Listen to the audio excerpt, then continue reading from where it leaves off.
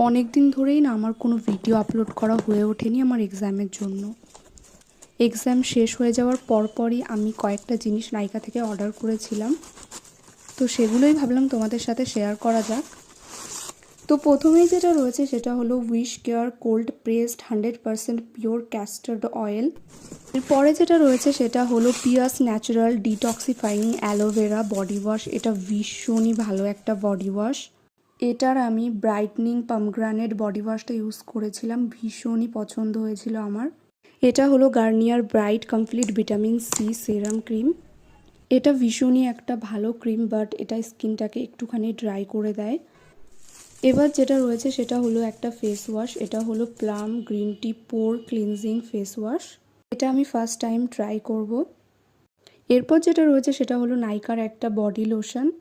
আর lastly রয়েছে নাইকার lavender and chamomile